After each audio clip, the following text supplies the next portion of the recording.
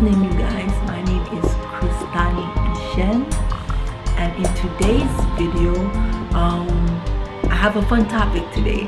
This topic is gonna be pretty cool. So it's inspired by this film I was watching this morning. Today's Sunday.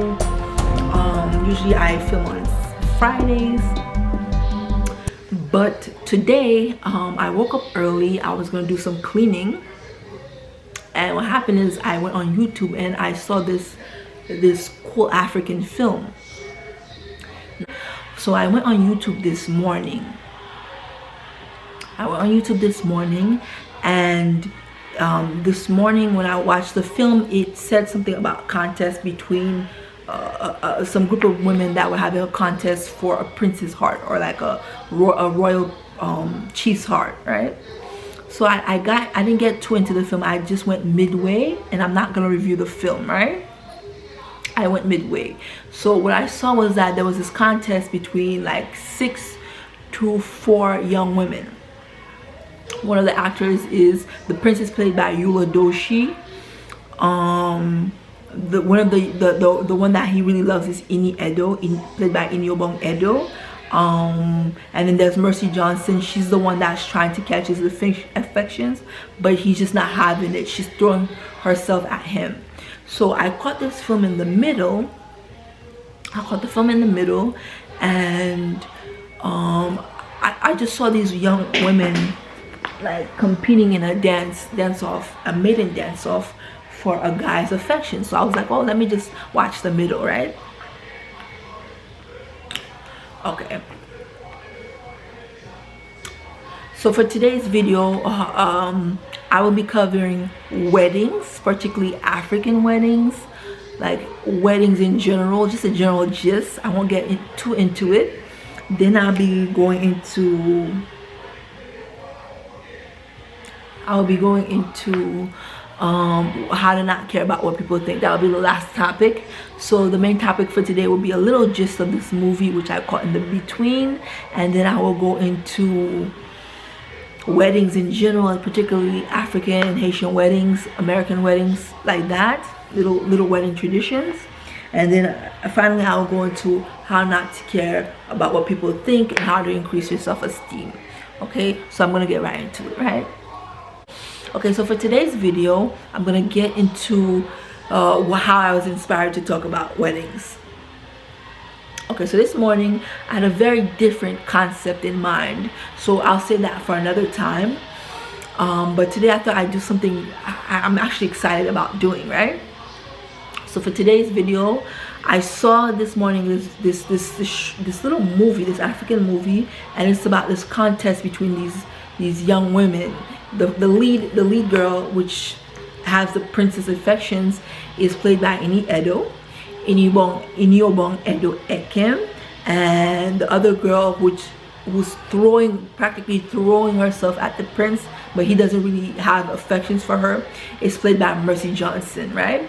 And in this film, Mercy Johnson's mom is played by Patience Ozokwor, who is also known as Mama G or Mama General, because she's known for her toughness in all her films, right?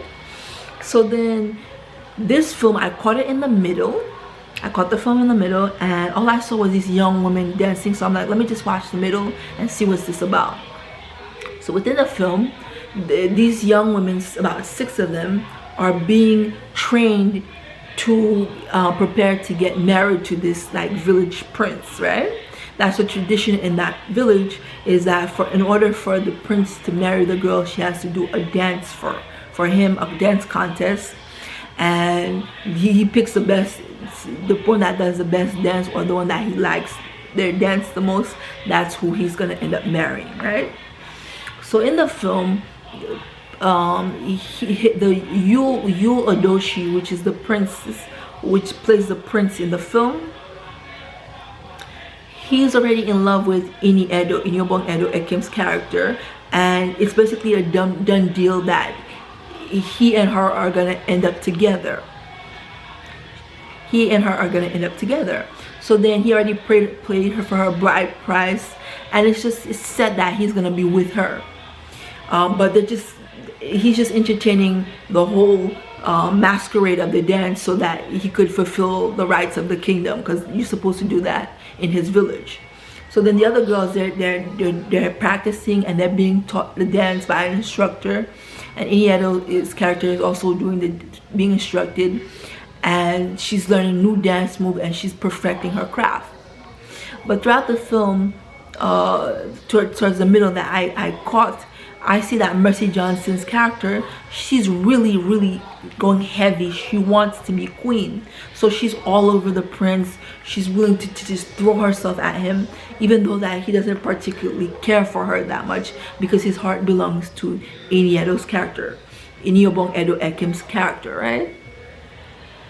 So within the film, what the film is practically saying is, he has no intentions of being with any of the other girls. He just wants to be with her, and he's just entertaining the dance just so that she could get the prize, right? It's already rigged in her favor. But the point I was in, I see that the father calls her, like from I think from Lagos or Abuja, and he wants her to go to Abuja because he has some business he wants her to take care of. But Iniobong explained to that, look, I have my suitor, he wants to be with me, and it's a done deal that he's gonna be with me, that I cannot go to Abuja. But the father is not having it. He wants her there, and he wants her there now.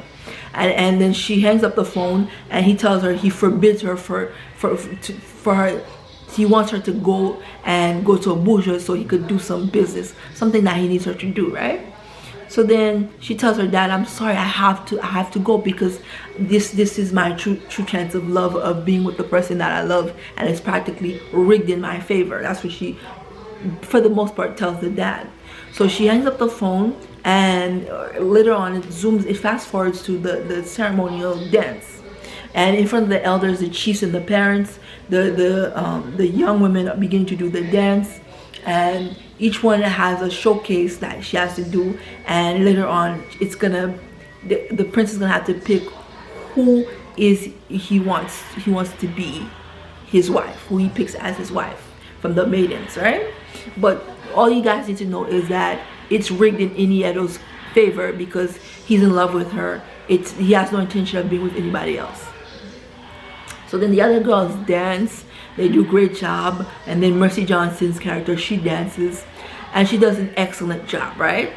And then right when it's supposed to be for Edo's character, her dad, her mom, and a few other elders arrive there in the nick of time, and when she's about to go in the field to dance in front of all the villagers, the dad just picks up and carries her off and says, you have no right to disobey me. He takes her off, and he doesn't want to hear it. He doesn't want to hear any explanation, and he just like walks off with her on his shoulders, right? He just picks her up, and he goes off with her, right?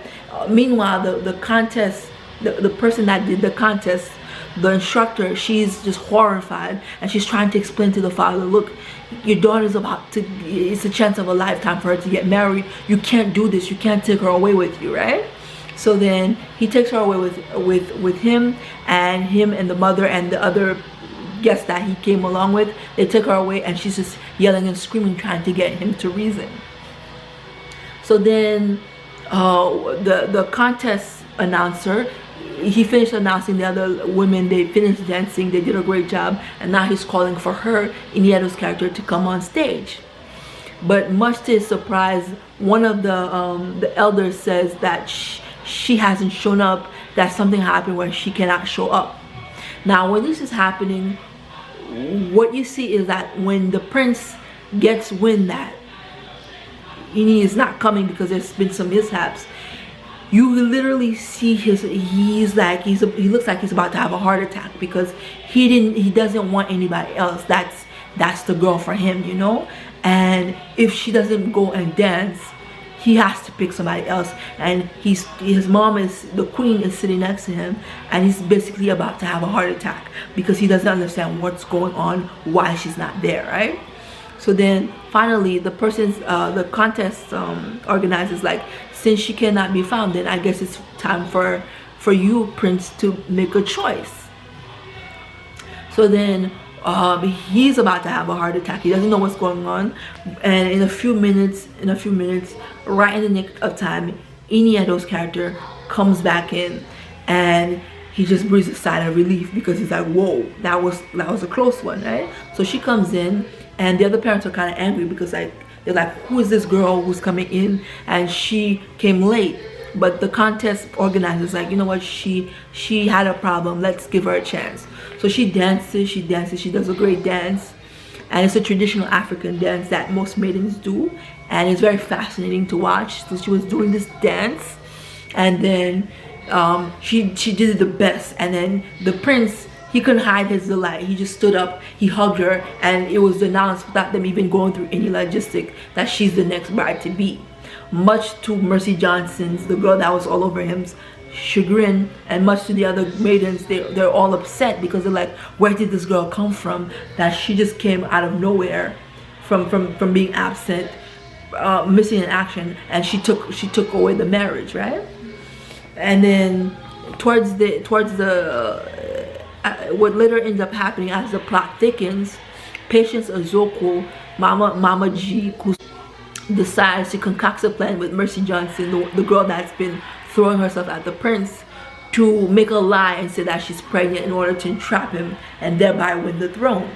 So then the reason I'm not gonna do an official review for the film is because I felt that the ending was rushed, and I feel like I don't want to present this film in front of you guys because it could have been done much better.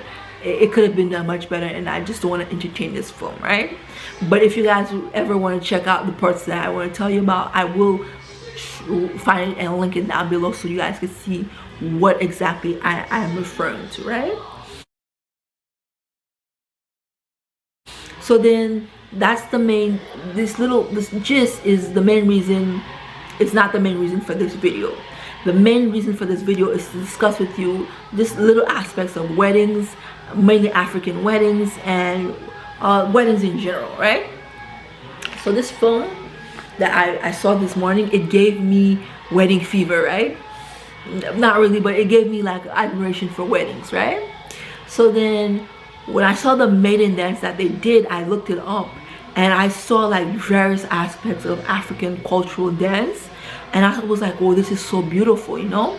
I feel like I could definitely incorporate aspects of traditional dance and like a white wedding together if it were ever to be my wedding, you know? That I feel like it's very interesting, right?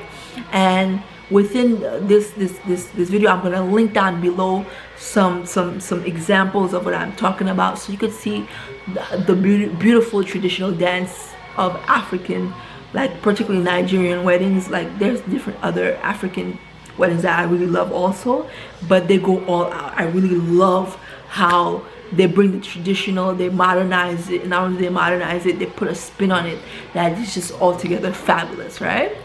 So in the previous video, I spoke to you guys about, I think it was a tea session, and I'm not sure if it was episode 1 or episode 2. I explained to you guys how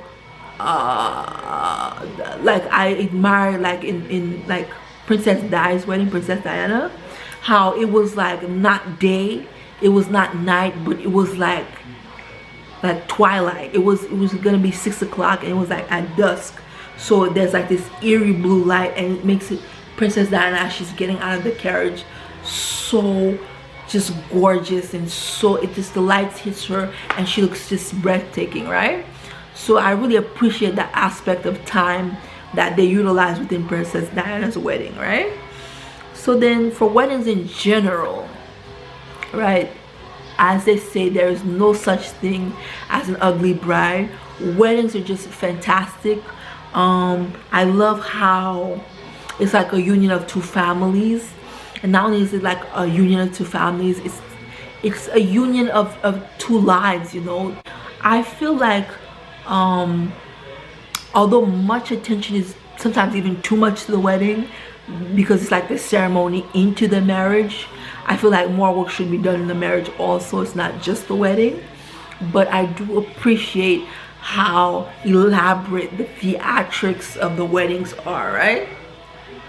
For example, for me, I really do appreciate the Cinderella theme, and I do think I would definitely like incorporate that, like when it would be my turn. Like, and I also feel like I also admire the traditional African dancing, like like they have an entrance dance that they must do with the bridesmaid, and it's breathtaking, right? It's gorgeous. I felt like I would incorporate that as well as the white wedding, right? So again, you guys, I'm gonna link down below these examples of these weddings I found this so gorgeous, right? From first, I'm gonna show you Nigerian weddings, and of course everybody knows about Hindu weddings. I will not put that in the description, but you guys know about those beautiful Indian weddings, and then there's the Asian. There's just several different like ways that all around the world people celebrate the coming together of two souls, and each one is beautiful in its own right, right? Each of one of them is just gorgeous and breathtaking in its own right, right? So then I look forward towards my day, right? I look forward towards my day. But anyway, I'm going to segue into the next topic. And this topic is going to be the main gist of the video, right? Although I had fun with the beginning of the video, right? So for today's video, I'm gonna talk to you guys about how to not care about what others think about you, right? How to not care about what others think about you, right? So then when I say how to not care about what others think about you, I don't really mean what most people might be thinking when I say this, right? I don't mean you're apathetic towards people, you're apathetic when doing things, right? And when I say apathetic, you're not doing things just because you just don't give a damn, right? That's not the same as not caring about what other people think, right? That's not the same. Okay, so how to not care about what other people think about you, right? This is a tough one because, I mean, as long as you're a human being, you're gonna care to some extent, right? And the goal is not to blow people off and just not give a damn about anything, right? That's not the goal. So when I say how to not care about what other people think, I mean to always choose your gut, to choose your choice, to think about what you want to do first, right? And when you're doing things that you want to do for yourself first, what I want you guys to get at is to do something that, as long as it's not hurting other people and it's also beneficial to you. Now, if somebody that's close to you, such as a parent or like a family member that you really love, they object to this, then when you have these two factors set in, that it's not hurting other people, number one, and number two, it's beneficial towards me and it makes me happy, then you would give pushback to that person that is challenging your right to have that decision, right? But however, a lot of times when people think about this subject, they think about it in a way where it's like, I'm just gonna do whatever I want, even if it's not really what I want. Like, I'm just doing something just to go against the grain, just to be difficult, right? Like, I don't really want this choice, but because I just want to be difficult, I'm going to choose this choice because I just want to flip people off, right? And that would not be not caring about what other people think, because in the end, this is a very destructive way of being, because not only do other people want that for you, you in your very core don't want that for you either, right? You don't want that choice for you. You're just doing it to flip people off, to be difficult, right? Not because it's something that you really want at your core desire, right? So a lot of things I see, especially with the youth, when they have something that it's their heart's desire, a lot of the ways they go wrong is that they'll go for what their parents want because they don't want to make waves, right? But your job here is not to do what your parents want you to do. Your job here is to do your heart's desire and to succeed at the thing that you most want to do.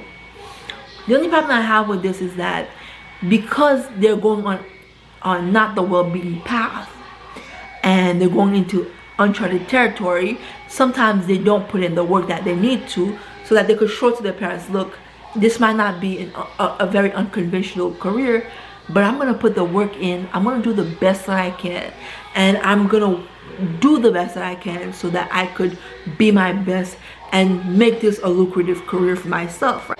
So I want you guys to bet on yourself, right? Bet on yourself in whatever area you feel, in whatever you would most desire, right? And the thing I want you guys to do is I want you guys to increase your self-esteem, and not only to increase your self-esteem, to do it bit by bit, and to be extremely patient with yourself, right?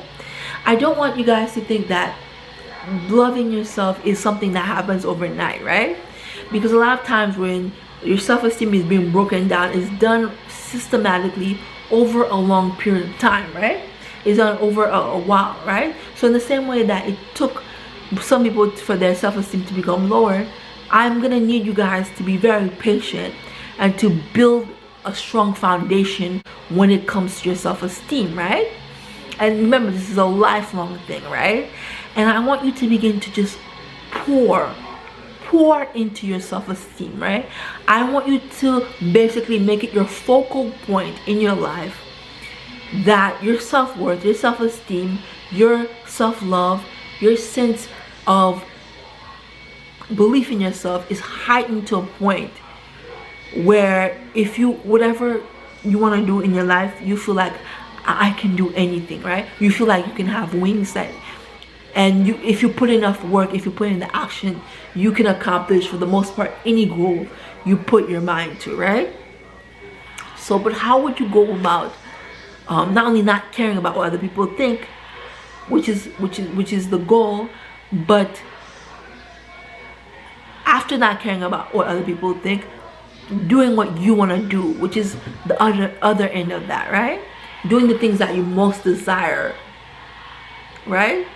Doing the things that you most desire in order to accomplish your goals, right? Okay, a thing I noticed about especially the young women is that when you don't believe in yourself, right, it could mess you up, it could screw you over in a lot of ways, right? Because there's a lot of people who have a third of their potential, but because they have the wherewithal and they have the execution, right, and they have the gusto and they have that charisma, they could sell water to they could sell anything to anybody, right? Because of that deep self-esteem and that deep sense of self, right? And I see some people, they're so talented and they have so many great ideas, but they're just so afraid to execute, and they sabotage themselves left and right. Why is this? Because they don't believe in themselves, but they have more talent and they have more potential than people who have just a smidgen of that. But because they don't have the execution part, right, they don't believe in themselves, they don't believe in their ideas, they do not go far in what they want to do because they just don't have that self-belief, right? They don't have that God belief, they don't have that self-belief, they don't believe that they can accomplish the things that they wish to desire, that they wish to accomplish, their most innermost desires, right? Now for this, I'm mentioning career goals, but you could use this in any aspect, right? You could use this in any aspect. For example, let's go in with, since I started the video with marriage, let's go in with the aspect of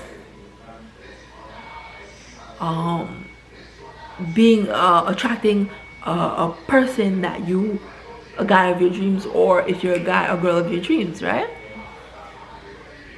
Your perception in that situation is key. Your perception in that situation would be key, right? Because if you want to be with somebody, you have to believe that you're worthy of them, right?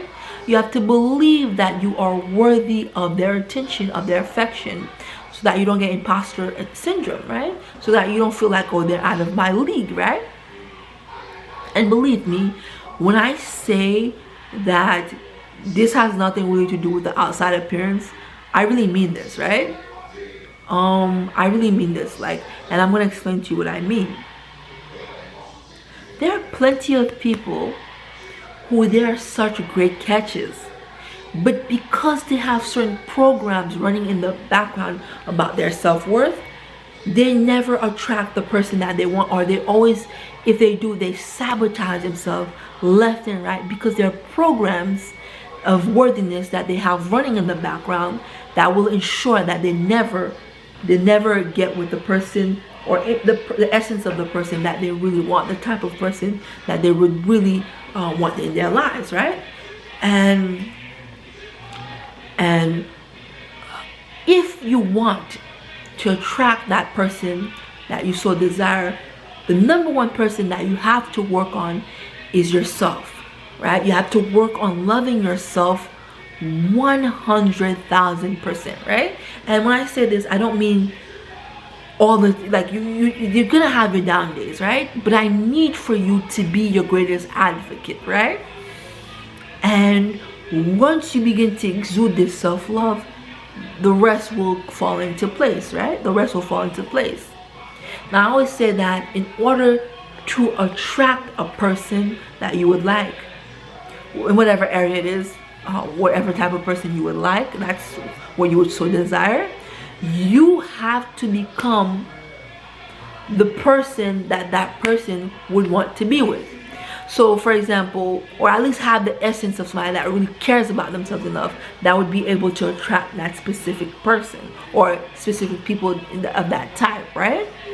So, for example, if you're a person and you love guys that they're a specific type of guy who is, let's say, he's an outgoing guy, right? He's a catch, right? How would you be able to get, or at least introduce yourself to somebody like that, if you don't think you're worthy of having somebody like that in your life, you know? If you feel like you're not worth it, like the guy would not take one look at you, right? And oftentimes this has nothing to do with outside appearances at all. Oftentimes it has to do with feelings of worthiness, right? So for this video, I'm not going to even discuss anything to do with style or anything. I'm just going to discuss how you feel internally, right? How you feel internally, right? Okay, so one thing I would like to say is that, and I'm going to use an example from my life, is that, and I did mention this before, is that once you begin to think that you are worth the attention of anybody, that you could attract anybody, and that it's not about them liking you, it's about, like, what if I like them, right? You wouldn't come from the perspective of, oh, I wonder if this person is gonna like me.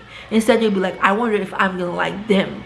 I wonder if they're gonna be worth my time, if they're gonna be worth my attention, right? Because when you do it that way, it's flipped in the other direction, right? And another thing that I see that women do is that, women or men, is that they have a certain belief about men and women in general, right? For instance, you could say all men are evil, all men are no good, all men, they all want one thing, right? So if you hate men, or if you hate women, you're misogynistic, or you have a man-hating behavior, how would you attract a member of that sex if you hate people from that gender, from that sex, you hate all men, but you want to attract a man eventually. You hate all women, but you would eventually want to attract a woman of your dreams. It doesn't make any sense. So you have to get rid of programs that keep telling you all men, they all cheat, all men are dogs, all men are this, because no, not all men are dogs, right? There are good men out there, just like there are good women out there, right? You don't want to group people into one category, right? Give them a benefit of the doubt, right? And not only this, I want you to go a step further and say, I attract men that are worthy of my time, right? You have to change the focus point, right? You have to change the belief of yourself and what you're able to attract, right? And other affirmations you could say is, I am deserving of good things, right? One thing I see is that a lot of times a person will attract somebody, they're a great catch, right? And everything is going well. But then in the back of your mind, you just keep thinking, oh, this is too good to be true, right? You have running anxiety, right? Where you think this is just too good to be true. The ceiling is gonna fall apart. Something's gonna give, right? Okay, that belief is rooted in fear. And how you begin to get rid of this belief is you have to work towards this belief. You have to do some shadow work. You have to do some journaling, and what you're asking yourself, why do I believe that all men are evil? Why do I believe that all men are no good? Why do I believe that all women, they just want one thing, they just want money, they're all gold diggers, right? So why do I think that I'm not deserving of a great relationship, right? And after that, after you finish asking you these questions in your journal, I want you to go a step further. I want you to examine yourself and see, why do I feel this way, right? And answer the questions, right? Internalize what happened that made you feel like this, right? And then release these thoughts, forgive what happened, and begin to move on, right? And then the next step I need you guys to do is, if you need a therapist or you need to do meditation, whatever you guys need to do to get over past traumas, past hurts, and past rejections, right? Past rejections that have you keep repeating the same patterns, right? So one thing I would like you guys to do is to get rid of any past thinking, past knowledge, past trauma that makes you feel, look, I'm not worthy, right? Any past trauma, because you're only as good as where you last went off, right? Because if you're always mourning about the past, you're always mourning about this guy that left you, or the divorce that didn't work.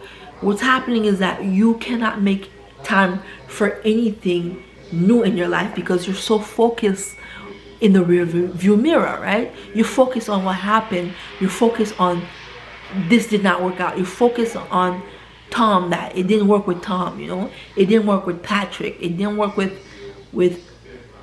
Jim. It didn't work with them. So, and you're stuck in that mode, right? So if you need to get a therapist, work on past work. I need you guys to work on past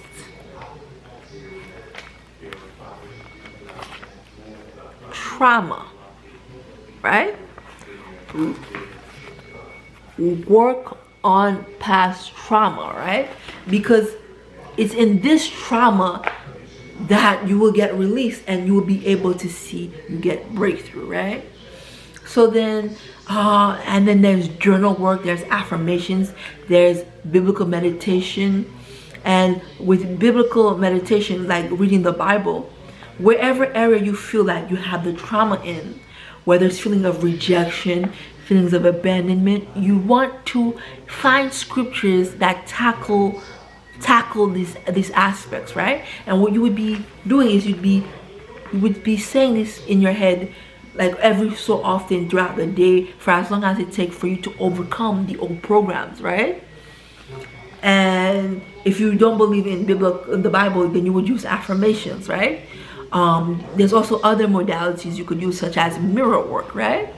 And some people like to do mirror work where they're naked in front of themselves and they're looking into their eyes. You could do that if you're by yourself, or you could do it like just looking straight deep in your eyes and affirming yourself through your eyes. Another thing you could do is you could record through your phone or to tape recorder, or through like the sound of your voice, and or a voice message, and you just affirming it to yourself, right? And you play that back to yourself, and that would change your inner recording of lack of worth, lack of feeling that you're deserving of a good relationship, or whatever aspect area of your life you would like to tackle, right? If it's career, you know, I'm just using relationship because I started off with the wedding aspect, right? And I want you guys to get to the point where you feel deserving. Lastly, I want you guys to get to a point where you feel deserving of whatsoever it is you may desire, right? where you feel deserving of this person, you feel deserving of the relationship, of the career, of the lifestyle, of the money, of the spirituality, of the relationship with the Lord, whatever it is you so desire, right? That you feel worthy and enough for every aspect that you want in your life, right? And then finally, I would like you guys to take action to begin to work on, like, visualize, take action, see yourself in the end goal, right? So you would begin to see yourself in the end goal, right? You would see yourself with somebody that embodies that person that you most find that you like, or you would see yourself in that career that you most love. You would see yourself in that luxurious lifestyle, or a lifestyle that's prosperous towards you, and every day you would do a small action that would work towards this goal. But what I really want you guys to focus is on the inner work, right? I need you guys to feel deserving of whatever future aspect you feel you so desire, right? And to get to working on it slowly but surely, right? You're working from a place of assurance, of belief, rather than doubt, where you're just working frantically and you're just doing things out of fear, right? You would go on the next best step. You would do the next logical step. For example, if you want a career, you would say, okay, well, how would I get this career? You would say, should I look up courses online? Can I look up courses at my local university? What can I do? Can I begin to work and begin to find out, like, in network, how would I get to that career point, right? And slowly each day or each 2 days, you would work on little actions that would slowly but surely get you to that point, right? But you wouldn't be working frantically from a place of fear, where it's like you're just running and doing things that you're not sure if they're gonna ensure that career, but you're doing it out of, like, fear, and as a result you're just taking unnecessary actions, right? So then you would take calculated steps, steady calculated steps towards whatever end goal you would want, right? And lastly, I want you guys to every day work on, like with these modalities, work on relaxation, because you really want to relax into who you are, right? Relax into your best self. So some things you could do is modern dance, slow paced dancing, even like fast dancing. Maybe yoga is good, stretching, like modern dancing, anything that gets your flow to be not stagnant but flowing, right? The joints to be fluid. I want you guys to get comfortable in your body. Do breath work, right? Where you breathe in and out, and you like work on diaphragmatic breathing, work on your posturing, where you could incorporate movement in the best possible aspect, right? Look up things to have to do with the Alexander technique, where he talks about how to move the body in the most efficient way in order to utilize energy and to get the best out of your body mechanics, right? So then these are the several modalities that you could use, and there's several more. There's plenty more that works on your mind and how you think, so that you could have the best and most just lucrative success that you would want to have, that gives you a fighting chance in all areas that you would want concerning any goal that you would want in your life, right? So then that's my video for today. My name is Christiane Chen. I hope you guys love this video. I really enjoyed doing it for you guys today. I really enjoyed making this video today, you guys. So have a great evening, guys. My name is Christiane.